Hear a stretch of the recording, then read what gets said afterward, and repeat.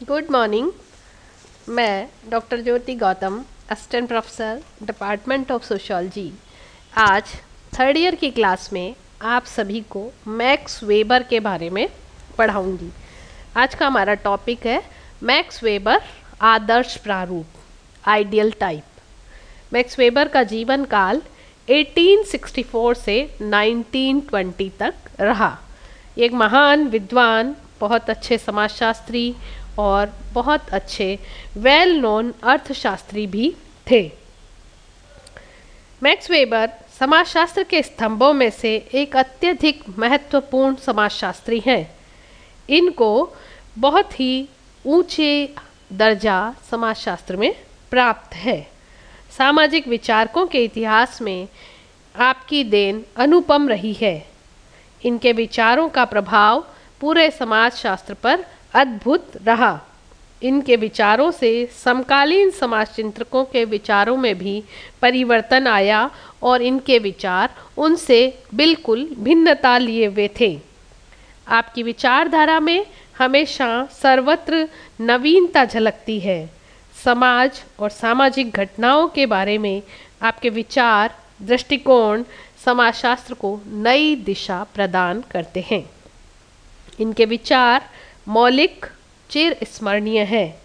समाजशास्त्र में आपका नाम हमेशा अग्रणी समाजशास्त्रियों में लिया जाएगा, जबकि ये मूलतः अर्थशास्त्री थे। इन्होंने समाजशास्त्र के लिए बहुत काम किया और बहुत सी रचनाएं की, जिनमें प्रमुख है the Protestant ethic and the spirit of capitalism, the theory of social and economic organisation, the Hindu social system, the methodology of social sciences, the religion of China, और इसके अलावा the ancient Judaism, the city, essays in sociology, Max Weber in the methodology of the social sciences, general economic history, the national and social foundation of music. उनकी रचनाएं उस समय के समाज से जुड़ी हुई थी और एक नवीनता थी जो कि समाजशास्त्र को अद्भुत, अद्वितीय बनाने में महत्वपूर्ण भूमिका को दर्शाती है। इनका मुख्य उद्देश्य यह सिद्ध करना था कि समाज में विभिन्न कारक, घटनाएं, विशेषताएं आदि परस्पर एक दूसरे से प्रभावित होती हैं और एक दूसरे को प्रभावित करती हैं।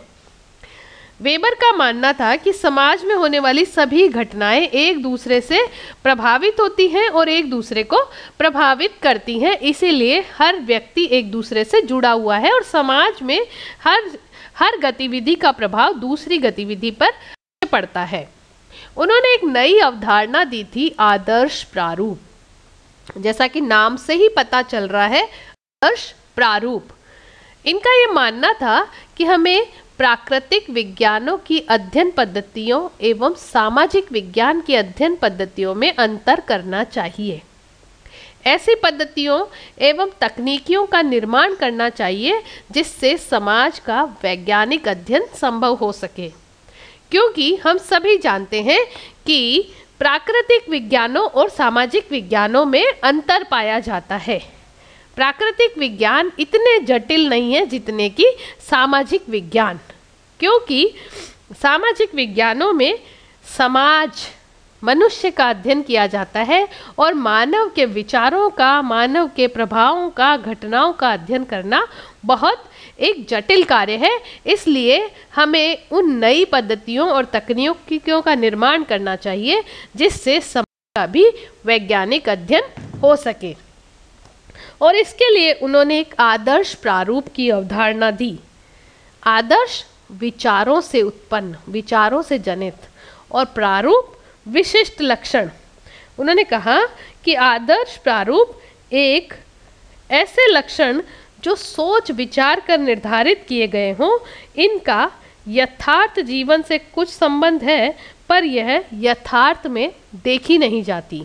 अर्थात आदर्श प्रारूप एक अवधारणा है जिसका निर्माण यथार्थ के उन सावधानी पूर्वक एवं विश्लेषणात्मक तरीके से चयन करके एकत्रित किया गया हो जो इस घटना विशेष के अध्ययन में सहायक हो सके। अर्थात जो भी घटना घटती है उसके अध्ययन में जिन तथ्यों की हमें आवश्यकता है वह तथ्य जो यथार्थ से जुड़े हों, जिनको हमने यथार्थ से एकत्रित किया हो, आदर्श प्रारूप कहलाते हैं, आइडियल टाइप कहलाते हैं।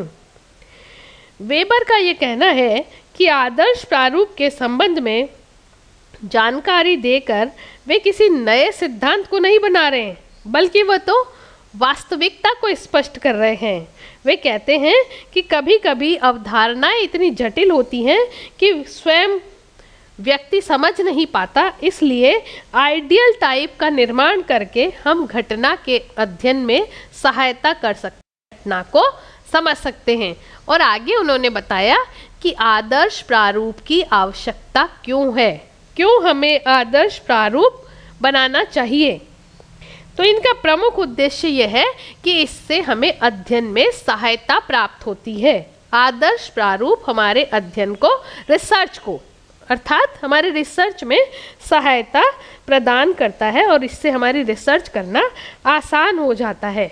उनका कहना था आदर्श प्रारूप वह सैद्धांतिक उपकरण है जो विषय को सरल बनाने, समझाने एवं विश्लेषण करने में हमारी सहायता करता है और अस्पष्टता को हटाकर हमारे अध्ययन को अधिक व्यवस्थित बनाता है।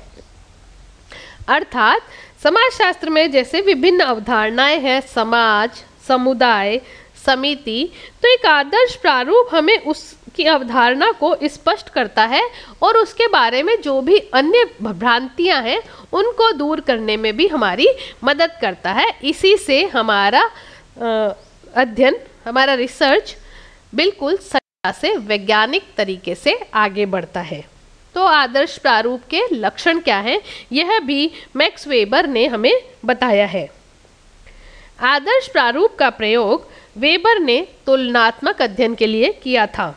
उन्होंने बताया कि इसमें कुछ महत्वपूर्ण लक्षण हैं जो इस प्रकार हैं। आदर्श प्रारूप में जो कुछ है उसका वास्तविक जीवन में होना आवश्यक नहीं। अर्थात ये जरूरी नहीं है कि ये लक्षण वास्तविक प्रघटनाओं में भी वैसे ही मिले जैसे हमने आदर्श प्रारूप में डिसाइड किए हैं। अर्थात जैसे प्रजातंत्र का हम अध्ययन करते हैं तो प्रजातंत्र के विभिन्न लक्षण हैं जो हर कंट्री में अलग अलग रूप से देखे जाते हैं। इसी तरह कई और अवधारणाओं को उन्होंने बताया कि आदर्श प्रारूप में जो होता है वह वास्तविक जीवन में होना आवश्यक नहीं। सेकंड, आदर्श प्रारूप एक विवेकी ब्लूप्रिंट है। अर्थात जिस समस्या क्षेत्र का आदर्श प्रारूप बनाया जाता है वह विवेकपूर्ण ढंग से उसका आदर्श मानचित्र प्रस्तुत किया जाता है और इसका वास्तविक दुनिया में, इससे वास्तविक दुनिया में कुछ अंतर आ सकता है। आदर्श प्रारूप में उतार चढ़ाव का कोई समावेश नहीं होता, लेकिन वास्तविक दुनिया में उतार चढ़ाव देखे जा सकते हैं। तो ऐसी स्थिति में आदर्श प्रारूप का मुख्य आधार विवेक होता है। हम विवेक से ही आदर्श प्रारूप का निर्माण करते हैं। आदर्श प्रारूप का संबंध नैतिक रूप से किसी आदर्श से नहीं होता। अर्थात जैसे हम आदर्श का मतलब समझते हैं अनुकरण करना, किसी को आदर्श मान लेना, लेकिन आदर्श प्रारूप का संबंध नैतिक रूप से किसी आदर्श से नहीं है, ऐसा भी मैक्स वेबर ने बताया। आदर्श प्रारूप में मूल्य नहीं होते। अर्थात वेबर कहता है कि आदर्श प्रारूप को इसलिए आदर्श मानते हैं कि इसमें अनुसंधानकर्ता के मूल्य अनुपस्थित होते हैं। इसमें अपनी भावनाओं, अपने आवेगों का कोई भी स्थान नहीं होता, बल्कि आदर्श प्रारूप एक वस्तुनिष्ठ अवधारणा है जिसमें मूल्य रहित होता है। नेक्स्ट, आदर्श प्रारूप प्राकल्पनात्मक होता है। जब अनुसंधानकर्ता किसी प्रघटना के बारे में अपनी प्राकल्पनाएं बनाता है, वे सभी आदर्श प्रारूप के अभिस्थापन पर आधारित हैं। उन सभी से आदर्श प्रारूप निर्माण होता है। इसकी नेक्स्ट लक्षण है आदर्श प्रारूप ना तो सच होते हैं ना ही झूठ। आदर्श प्रारूप का मूल्य केवल अनुसंधान के प्रभाव से है, इसमें सच और झूठ का समावेश नहीं होता है। यदि अनुसंधान में कोई आदर्श प्रारूप सहायक नहीं है तो अनुसंधानकर्ता दूसरा आदर्श प्रारूप भी बना सकता है। नेक्स्ट लक्षण है आदर्श प्रारूप का संबंध विज्ञान की अवधारणा से जुड़ा हुआ है। आदर्श प्रारूप कहाँ तक उपयोगी है, यह विज्ञान की अवधारणा से जुड़ा हुआ है। जहाँ तक अनुसंधानकर्ता किसी अवधारणा को काम में लेता है वहाँ तक ये इसके लिए लाभदायक है, और जब वह उससे यूज नहीं करता है, काम में नहीं लेता है, तो वह उसके लिए लाभदायक नहीं होती है। तो आदर्श प्रारूप विज्ञान को आगे बढ़ाने हेतु बदलाव किया जा सकता है। नेक्स्ट पॉइंट है एक ही प्रघटना के अध्ययन के लिए विभिन्न आदर्श प्रारूप बनाए जाते हैं। जब वैज्ञानिक का लक्ष्य हर तरह की सामाजिक घटना को समझने का होता है तो वह उसके लिए बहुत से आदर्श प्रारूप बना सकता है और बनाता भी है, और हर एंगल से सामाजिक घटना को समझने का प्रयास करता है। तो एक ही प्रघटना के अध्ययन के लिए विभिन्न आदर्श प्रारूपों का निर्माण किया जा सकता है। और एक और तथ्य है कि अनुसंधानकर्ता के लिए किसी घटना के बारे में जितने विचार होंगे उतने ही आदर्श प्रारूप बनाए जा सकते हैं। नेक्स्ट पॉइंट है आदर्श प्रारूप का आधार मूल्य अभिस्थापन, अर्थात आदर्श प्रारूप केंद्रीय रूप से मूल्य अभिस्थापन से जुड़ा हुआ है। इसमें अनुसंधानकर्ता यथार्थ को जानना चाहता है और मूल्यों के साथ में वो कभी भी यथार्थ को नहीं जान सकता। अतः आदर्श प्रारूप में मूल्य अभिस्थापन अत्यंत आवश्यक है। आदर्श प्रारूप की सही भूमिका बोधगम्यता को बढ़ाना है। तार्किक आधार पर जब हम प्रघटनाओं के बारे में आदर्श प्रारूप बनाते हैं तो इससे प्रघटना के बारे में हमारी बोधगम्यता भी बढ़ती है, हमारी विचारशीलता भी बढ़ती है।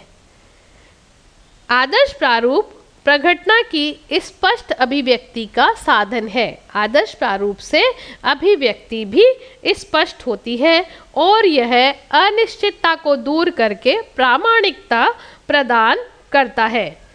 इसके द्वारा सामान्यीकरण एवं तुलनात्मक दोनों प्रकार के अध्ययन संभव है।